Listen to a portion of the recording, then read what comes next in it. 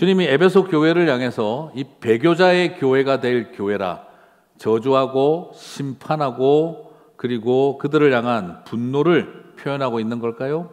마치 오른손으로 멱살을 꽉 쥐고 숨통을 틀어막으면서 그대들은 나중에 나의 배교자가 될 교회다라고 이렇게 몰아가는 분위기일까요? 아니면 오른손에 딱 붙잡으시면서 촛대 사이를 거닐면서 주님이 잘하고 있는데 책망할 것이 하나 있는데 하나만 좀 잘하자, 회복하고 더 분발하자, 이런 분위기로 하고 있다고 생각이 되세요. 이 에베소 교회와 일곱 교회를 건들건들하면서 이거 어떻게 하면 손봐줄까 라고 거닐고 계시는 것이 아니라 주님이 지금 멱살 꽉 틀어막고 숨통 막으면서 나중에 까불면 죽는다 이러고 계신 것이 아니라 연약한 교회를 붙들고 계시고, 그리고 독수리가 그 둥지 위를 운행하고 있는 것처럼 주님이 거닐고 계신다라는 뜻입니다.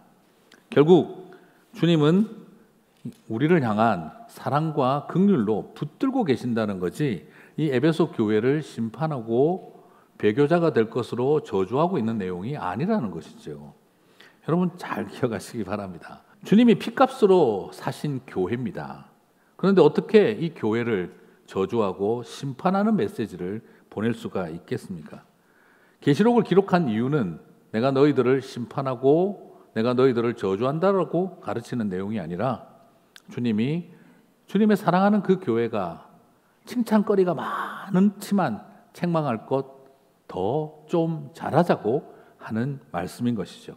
그러므로 계시록을 바라보는 이 관점을 먼저 명확하게 갖게 되시기를 바랍니다. 자, 그러면 에베소 교회를 알기 전에 에베소가 어떤 지역인지를 알아야겠죠. 많은 분들이 에베소서를 읽으면서도 에베소가 어딘지를 몰라요. 에베소는 지금 어디에 있냐 그러면 우리가 과거에 터키라고 불렀던 튀르키예의 이즈밀이라고 하는 도시에 있습니다.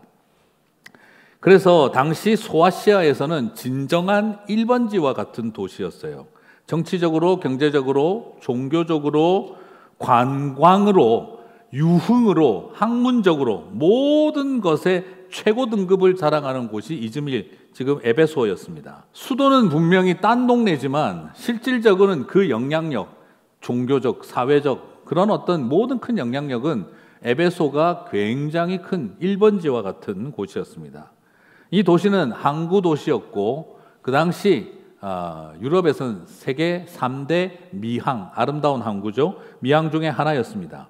아데미라고 하는 여신을 모신 엄청난 신상과 신전이 있었고요. 에베소는 그래서 신비주의의 중심지였습니다. 4년마다 제우스를 기념하는 올림픽 경기가 있었다고 한다면 에베소에서는 4년 기다리는 거 지루하다고 매년마다 아데미를 위한 전 로마적인 이 스포츠 경기를 열었을 정도입니다. 그리고 거기에 가면 대규모의 원형 경기장이 있는데 제가 거기 가봤더니 와, 석조로 만들었는데 25,000명이 들어갈 수 있는 규모입니다. 그리고 맨 가운데 딱 앞자리에는 사회석에서 전체를 향해 말을 할 수 있는 그곳에서는 정말 음향 우리 간사님이 역할이 없을 정도로 너무나 그 석조를 잘 만들어서 살살 말을 해도 저 위에까지 25,000명 끝까지 다 들리는 그런 구조를 만들어 놓고 박수 한번 치니까 완전히 그냥 짱짱짱 울리는 그렇게 만들어진 곳입니다. 거대함과 화려함, 상업적으로 너무너무 중요했고 동방교역의 핵심 도시, 물자가 넘쳐났습니다. 소위 소아시아에서 가장 부자 도시 중에 하나였습니다. 뿐만 아니라 세계 7대 불가사의 중에 하나인 아데미 신전을 세웠고 사람들은 어떻게 저것을 그 당시 건축 실력으로 저런 구조물을 만들었을까? 7대 불가사의 중에 하나로 여길 정도였습니다. 황제 숭배와 영적, 도덕적 타락은 상상을 할 수 없는 수준이었습니다. 그런 동네에 가서 예수님 믿으십시오. 차마 입이 떨어지지 않을 것 같은 어마어마한 규모입니다. 아데미에 의한, 아데미를 위한 아데미의 도시, 모든 것이 화려하고 모든 것을 완전히 아데미가 장악해 놓은 도시, 그곳에 가서 보이지 않는 하나님을 믿으라.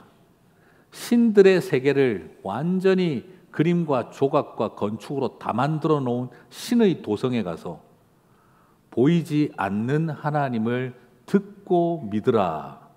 이건 거의 불가능해 보이는 이야기였습니다. 하지만 복음은 능력이었습니다. 이런 에베소에 교회가 세워졌는데 그 하나님의 대적자의 심장 한가운데 교회가 세워졌는데 그 에베소 교회는요, 겨우겨우 숨만 쉬는 버티는 교회가 아니라 복음의 영향력을 막대하게 가진 하나님의 교회로 세움을 받았습니다. 그래서 사도 바울은 성령의 역사가 넘치는 그곳이 또 치우치지 않게 하려고 3년 동안 전임 사역자로 있으면서 두란노 서원을 세우고 거기에서 말씀으로 훈련시키는 일에 바울은 최선을 다했습니다. 그래서 사도행전 19장 17절 19절을 보게 되면 에베소에 사는 유대인과 헬라인들이 다 이 일을 알고 두려워하며, 같이 읽겠습니다. 주 예수의 이름을 높이고 믿은 사람들이 많이 와서 자복하여 행한 일을 알리며, 또 마술을 행하던 많은 사람이 그 책을 모아 가지고 와서 모든 사람 앞에서 불사르니 그 책값을 계산한 즉 은 5만이나 되더라. 이게 바로 1907년 평양 대부흥에서 일어났던 일과 거의 똑같습니다. 사람들이 전부 다 나와서 주 예수의 이름을 높이고 찬양하고 자신들이 지은 모든 죄를 사람들 앞에 회개하고 자복하기 시작하며, 그리고 무당들이 와서 자기들의 책을 불태우고 승려들이 나와서 불서를 불태우고 한학을 공부했던 사람들이 와서 책을 불태우면서 오직 하나님 말씀만 읽겠다고 나오는 엄청난 일이 일어났던 것과 똑같은 일이 일어나고 있었다는 것이죠. 사랑하는 성도 여러분, 이런 엄청난 일이 일어나니 제가 봐도 너무너무 신기한 이야기입니다. 7대 불가사의 아데미의 신상이 세워진 그곳에 여러분, 불가사의하게 영적 부흥이 일어난 것입니다. 보이지도 않는 하나님을 믿는 사람들로 7대 불가사의가 있는 도시가 그냥 말 그대로 불가사의로 가득한 부흥의 역사, 교회가 세워지는 일이 일어난 것이죠. 이런 상황을 사도행전 19장 20절은 뭐라고 설명하고 있습니까? 같이 읽겠습니다. 이와 같이 주의 말씀이 힘이 있어 흥왕하여 세력을 얻으니라. 아멘. 말 그대로 말씀이 흥왕하고 부흥하고 세력을 얻어가는 엄청난 일이 일어났어요. 신 시티가 리바이벌 시티로 바뀐 겁니다. 그곳에 어떤 사람들이 폭동을 일으켜도 우리 하나님의 그 디바인 컨스피러시, 정말 거룩한 영모를 막을 수가 없었던 것이죠. 이처럼 에베소 교회는 말씀과 성령의 부흥이 넘치는 교회였습니다. 자, 그래서 에베소를 세계 3대 미항이라고 그때 불렀다면 그 당시에 영적으로는 초대교회 3대 교회로 에베소 교회가 여겨졌습니다. 초대교회 3대 교회, 가장 크고 영향력이 있었던 세 대형 교회가 뭐겠습니까?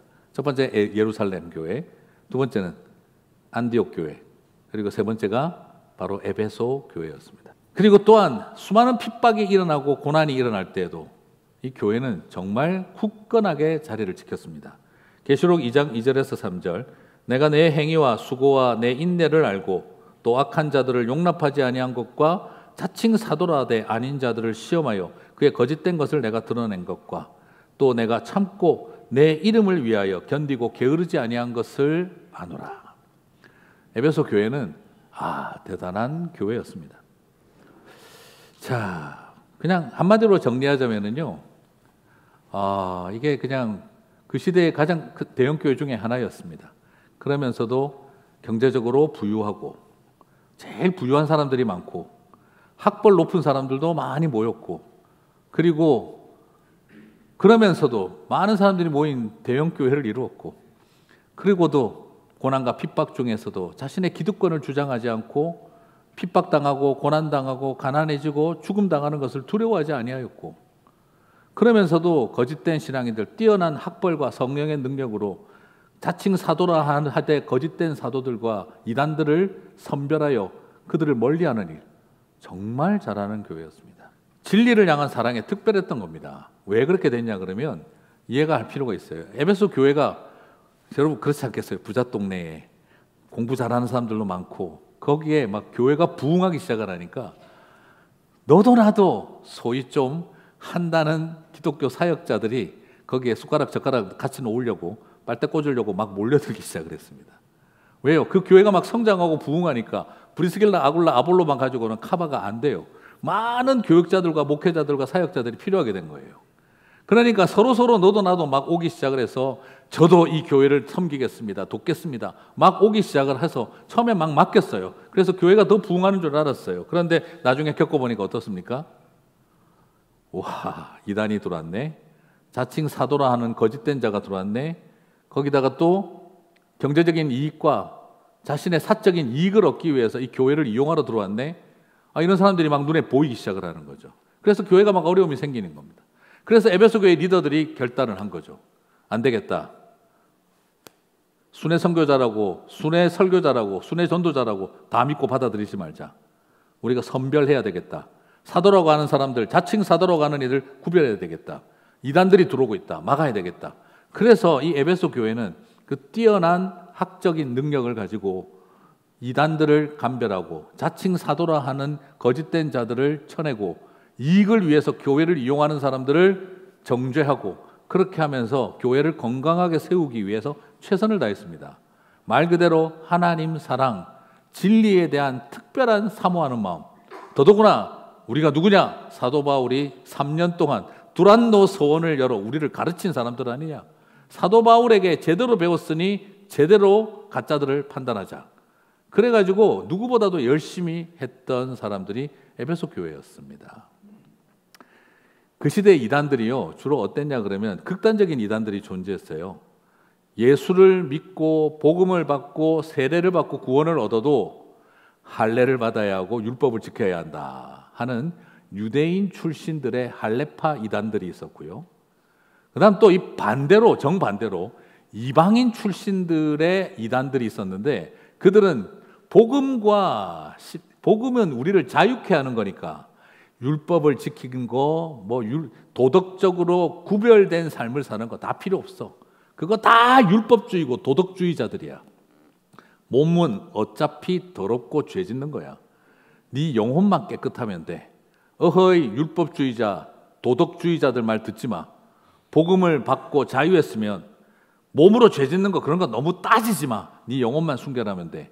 무율법주의, 무규범주의, 무반도덕주의를 외치는 이단들이 일어나게 된 거예요. 양극단입니다. 양극단. 그러니까 어떻게 되죠? 너는 왜 그러니? 그거 율법주의야. 그러지 마. 복음이 너를 자유케 했어. 그러면 이 사람들은 어떻게 반응할까요? 너 영지주의 이단인가 보네. 반율법주의자네. 또 이방인들 가가지고 어허이 그렇게 하시면 안 돼요. 그래도 우리가 구별된 삶을 살아야지. 그러면 너 할례파 이단이야? 이렇게 몰아가는 거죠. 교회가 혼돈스러운 거예요. 극단적인 이단들이 양쪽으로 포진하고 있으니까 율법주의에 빠진 사람들한테 복음의 자유를 말하면 니네들도 그러면 반율법주의 이단이야? 반율법주의 이단에 빠진 사람들한테, 쾌락에 빠진 사람들한테 왜 그래 그러면은 구별된 삶을 살아야지. 니네들도 율법주의자야? 이런 극단적인 이단들 사이에 끼어 있었던 거예요. 오늘날도 비슷합니다. 조금은 과하게 가는 것 같아서 어이구 그렇게까지 극단적으로 가시면 안 됩니다. 너도 좌파냐? 좀 너무 그쪽으로 또 가시는 것 같은데 또 이쪽으로 하시니까 또 우파네 또. 우리 안에 남아있는 어느 틈에 그 초대교회 때의 모습처럼 극단적인 모습들. 사랑하는 성도 여러분, 그런 시대에 오히려 에베소 교회는 칭찬받을 만큼 중심을 잘 잡은 교회였습니다. 이단들은 이단이라고 말할 수 있고 자칭 사도라 하는 자들이 아닌 것을 명확하게 밝힐 수 있었고 그러면서도 균형을 놓지 않았던, 양비론에 빠지지 않으면서도 균형을 잘 유지해 갔던 그런 교회였습니다. 실천에 있어서 게으르지 않았고 남을 참을 것은 견디고 인내할 줄 알면서도 치열하게 싸울 것은 싸울 줄 알았던 교회의 모습을 잘 보여주고 있었습니다. 견딜 줄도 알고 견뎌야 할 건 견디고 그리고 싸워야 할 건 싸울 줄 아는 교회. 이것이 그 모습이었습니다. 오늘날 우리가 배워야 할 것도 이 에베소 교회의 이 칭찬받을 모습을 우리 시대에 배워야 합니다. 너무 많은 혼란 속에 교회들이 좌로나 우로나 치우치는 이 시대에 오히려 이 중심을 명확하게 잡아간 에베소 교회의 칭찬거리를 배워야 합니다. 계시록 강해를 하는 분들이 이 에베소서를 바라보면서 칭찬하신 이 내용을 강조하지 않는 것을 봅니다. 에베소 교회를 향해서 했던 이 칭찬은 마치 나중에 에베소 교회를 책망하기 위해 미리 깔아놓은 떡밥처럼만 여깁니다. 그래서 에베소 교회의 칭찬을 쉽게 넘어가고 책망거리만 자꾸 이야기를 하는데 아닙니다. 이 바른 길을 걸어간 모습, 좌로나 우로나 치우치지 않고 명확한 정도를 걸어간 이 에베소의 모습은 우리가 칭찬받을 만한 이 모습을 배워야 합니다. 오늘날도 마찬가지입니다. 너무너무 많은 교회들이 치우치고 흔들리고 있습니다. 그래서 좀 말씀드리고 싶습니다. 이제 개신교 8교 교단 교회들이 제대로 정리해가지고 발표를 했는데 여러분 정광훈 목사 같은 사람들은 이단으로 정죄가 되었고 발표되었습니다. 이단을 이단이라 말하는 일이 이렇게 두려운 세상을 살아야 하는지 아직도 헷갈립니다. 정광훈 목사 이단입니다. 그리고 정동수 목사 이단입니다. 그런 사람들의 카톡을 자꾸 설교를 퍼나르는 일은 옳지 않습니다. 그리고 그런 정광훈 목사 이단으로 정죄하는 그 끝까지 막아선 사람도 손연보 목사 같은 사람들입니다. 조심해야 합니다. 긴장해야 합니다. 시대가 하도 혼란스럽다 보니 그런 이단들이 그 틈을 파고 들어와서 마치 자신들만이 이 세상에 옳은 말을 하는 것처럼 하는 말에 현혹되어서는 안 됩니다. 에베소 교회는 이런 점에서 이단을 이단이라고 명확하게 말할 수 있고 그러면서도 참고 견뎌야 할 것을 참을 줄 알았고 그리고 인내하며 갈 수 있었던 모습처럼 오늘날 우리 시대의 교회들이 다시 한번 분명히 에베소 교회의 칭찬거리를 배울 필요가 있습니다. 에베소 교회는 말 그대로 부자들이 많았습니다. 한국으로 따지면 강남에서 잘 세워진 대형교회 같았습니다. 부자들도 많았고 학벌 좋은 사람들도 많았습니다. 보수적인 대형교회의 모습을 가지고 있습니다. 3대 교회가 될 만큼 큰 교회였습니다. 하나님의 사랑에 대한 열심도 탁월했고 건강한 신학에 대한 굉장한 열심이 있었습니다. 경제적인 넉넉함, 도덕적인 열심 하나도 떨어지지 않습니다. 그럼에도 불구하고 우려를 각오하고 이단을 이단으로 말하고 그리고 자신들이 당해야 할 고통도 감내할 줄 아는 소위 말해서 부유하고 많이 배우고 대형 교회를 이루면서도 건강한 신학을 지키고 거짓된 것을 축출하고 자신들의 기득권을 위해서가 아니라 잘못된 것을 내려놓고 기득권을 내려놓고 잘못된 것을 말할 줄 아는 그런 건강한 교회의 모습이었습니다. 지금 뭐 평가할 수는 없지만 한때 그래도 참 과거에 존경했던 옥하는 목사님, 하영조 목사님 이런 분들의 그 귀한 모습을 보는 것 같은 이런 역할을 그때 에베소 교회가 감당하고 있었다는 것이죠. 그러므로 저는 에베소 교회가 오늘 이 계시록에서 에베소 교회를 향한 이 메시지가 부정적으로 쓰여진 것이 아니라 좋은 교회의 좋은 모습을 칭찬하면서 이런 모습을 배워가고 닮아가라고 우리들에게 가르치고 있다는 점도 잊어서는 안 된다는 것입니다.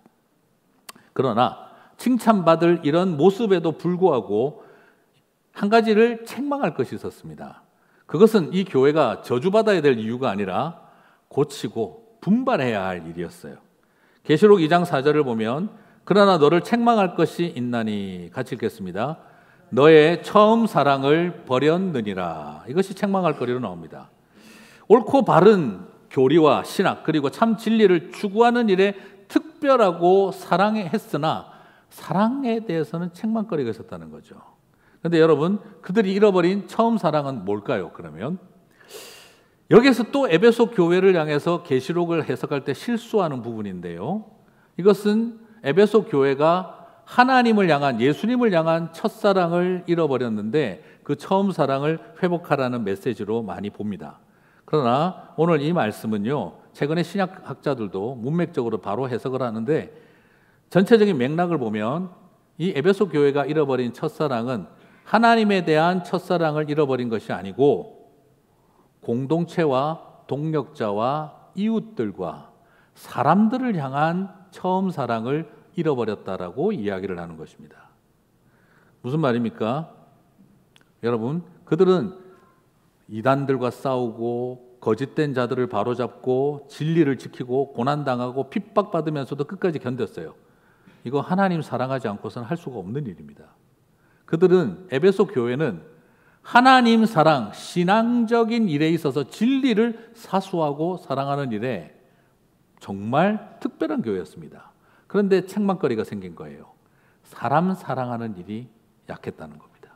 여러분, 이름도 없이 빛도 없이 사람을 사랑하고 이웃들을 불쌍히 여기고 긍휼히 여기던 성도들이 어느 틈에 사람에 대해서 관심 없습니다. 진리를 사수하고 하나님 사랑하고 예배는 드리는데 나와서 관심이 없습니다. 그냥 와서 주님 찬양 끝나고 나면 아무도 만나고 싶지 않고 그냥 나가버립니다. 그것이 어쩌면 우리 안에 있는 이 에베소 교회의 모습인 것이죠. 물론 다 사연이 있습니다. 그렇게 사랑했던 사람, 신뢰했다가 관계 와장창창 깨지고 나니 사람 보기 싫다가 제일 먼저 중요해지는 것이죠. 나는 예배만 드릴란다, 사람 안 볼란다. 그게 어쩌면 우리 안에 있는 모습일는지도 모르겠습니다. 근데 여러분, 진리를 지키고 거룩하고 순결한 교리와 신학을 지키려고 하다가 성도들과 연약한 이웃을 향한 처음 사랑을 잃어버린 것이죠. 여러분 꼭 기억하시기 바랍니다. 옳은 일도 극단적으로 하면 책망거리가 됩니다. 이 세상에 나쁜 일 하다가 책망받는 사람, 나쁜 짓 하고 싶어서 책망받는 사람 없습니다. 옳은 일도 극단적으로 하니까 책망거리가 됩니다. 이것이 우리가 빠질 수 있는 함정입니다. 교회에 이런 일이 왜 생겼겠어요? 에베소에서 왜 이런 책망거리가 생겼습니까?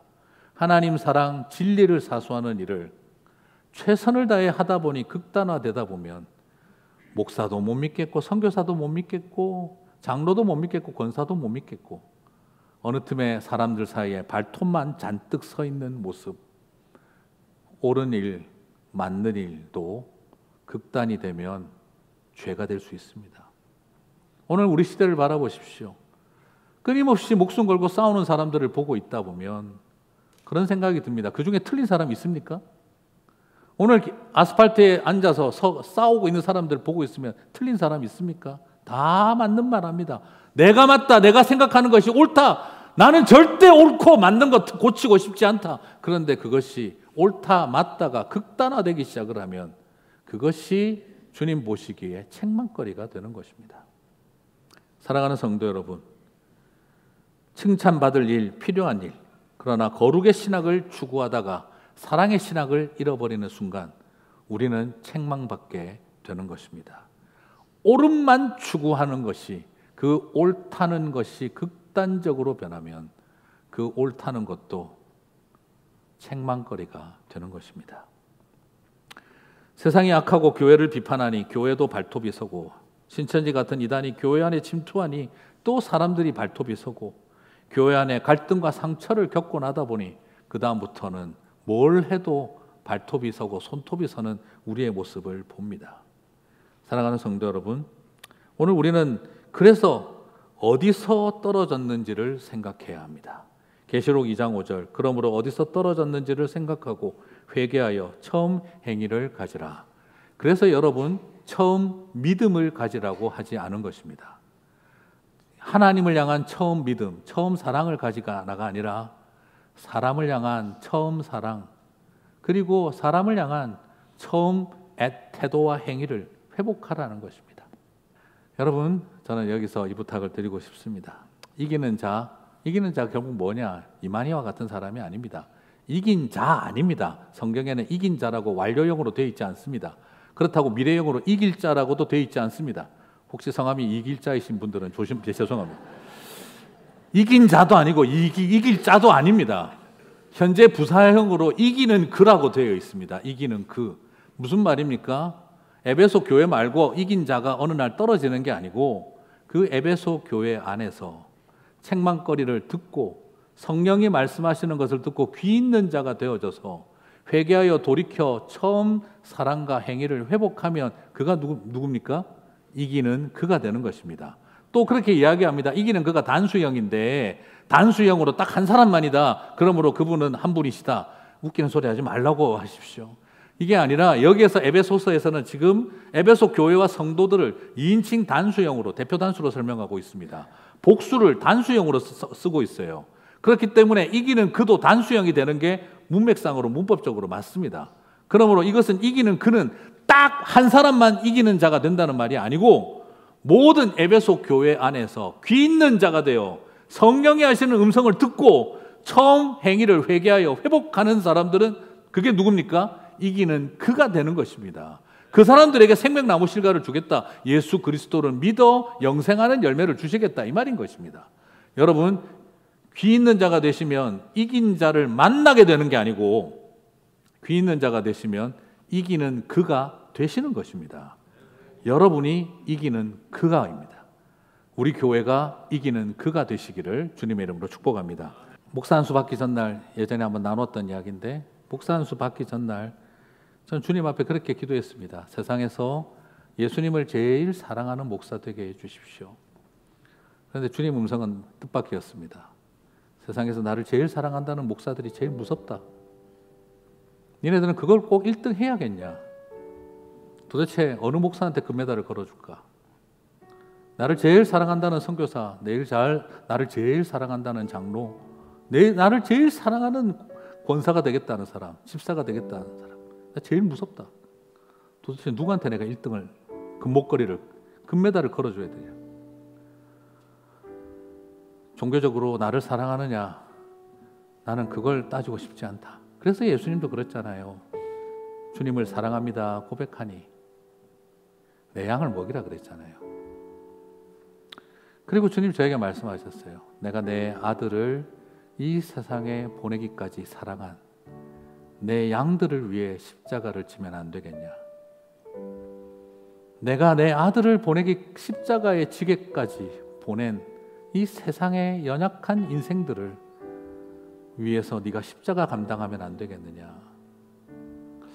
저는 그 말씀이 저에게 가장 큰 눈물이었습니다. 주님, 내가 이 하나님을 가장 사랑한다고 자랑하고 폼 잡지 않겠습니다. 그저 할 수만 있다면 당신이 그렇게 사랑하신 이 세상의 연약한 사람들, 당신의 백성들 그렇게 위해서 십자가를 감당할 수 있으면 그게 은혜인 줄 믿습니다. 사랑하는 성도 여러분, 오늘날 기독교에 투사와 전사가 너무 많습니다. 왜 그렇게 투사가 되고 전사가 되려고 하십니까? 그냥 사랑하는 사람들이 되시기를 바랍니다. 싸움에 목숨 건 십자군 그만하시고 사랑의 생명 건 십자가의 길을 우리가 갔으면 좋겠습니다. 저도 좋고 죽어도 좋은 게 십자가의 길입니다. 십자군의 길은 죽여야 하고 이겨야 합니다. 다 실패해도 사랑만큼은 실패하지 않게 하옵소서. 그 길을 걸어가는 귀 있는 자, 바로 이기는 그가 되시는 우리 사랑하는 선한 청지기 교회 우리 성도님들 되시기를 주님의 이름으로 축복합니다.